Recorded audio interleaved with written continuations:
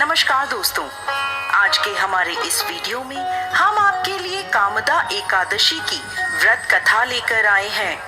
एक समय की बात है, भगवान श्री कृष्ण और युधिष्ठिर महाराज के बीच संवाद हो रहा था। युधिष्ठिर महाराज ने भगवान श्री कृष्ण से कहा, हे केशव, मेरा प्रणाम स्वीकार करें और कृपा आप मुझे चैत्र मास के शुक्ल पक्ष में आने वाली एकादशी के विषय में बताएं। युधिष्ठिर महाराज की बात सुनकर भगवान श्री कृष्ण ने उत्तर दिया, प्रिय युधिष्ठिर महाराज, चैत्र मास के शुक्ल पक्ष में आने वाली इस एकादशी को कामदा एकादशी कहते हैं। इस व्रत का पालन करने से समस्त पाप नष्ट हो जाते हैं और व्रत का पालन करने वालों को पुत्र रत्न की प्राप्ति होती है। इस प्रकार भगवान श्री कृष्ण ने कामदा एकादशी की व्रत कथा कहना प्रारंभ किया। अनेक वर्षों पूर्व रत्नपुर नामक गंधर्वों और किन्नरों के राज्य में उनके राजा पुंडरीक निवास करते थे।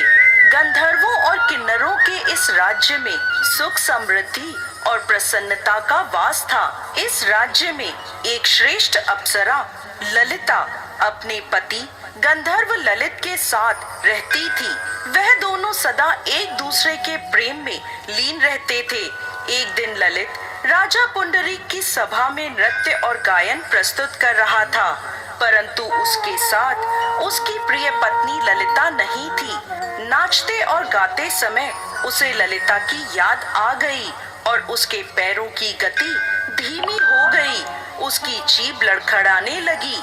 तब सभा में उपस्थित नागराजों में श्रेष्ठ करकोटक नाम के एक नाग को ललित के मन का संताप ज्ञात हो गया।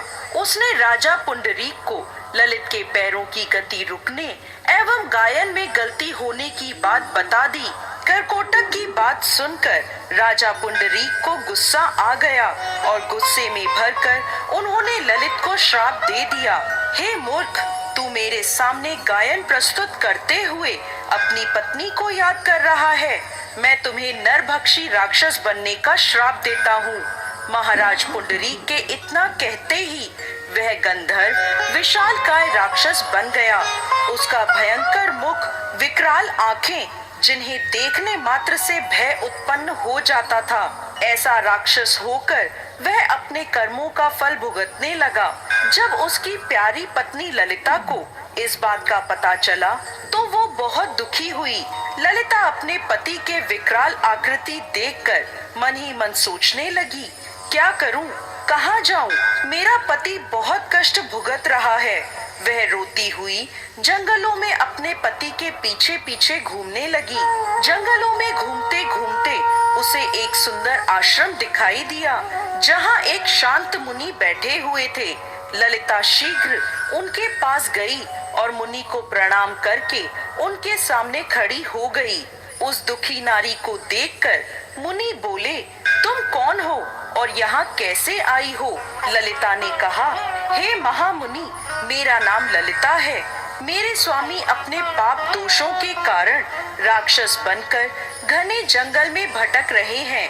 उनकी यह अवस्था मुझसे देखी नहीं जाती। आप मुझे कोई ऐसा उपाय बताएं जिसके प्रभाव से मेरे पति को राक्षस योनि से छुटकारा मिल जाए।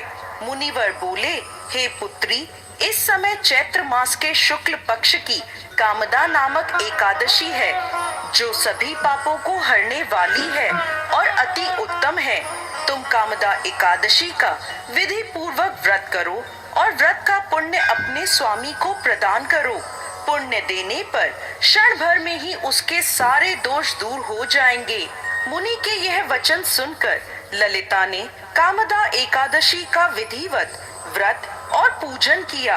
पूजन करने के बाद वह उन्हीं ब्राह्मण ऋषि के समीप गई और अपने पति के उद्धार के लिए यह वचन कहने लगी, मैंने जो यह कामदा एकादशी का व्रत किया है, इसके पुण्य के प्रभाव से मेरे पति को राक्षस योनि से मुक्ति मिल जाए।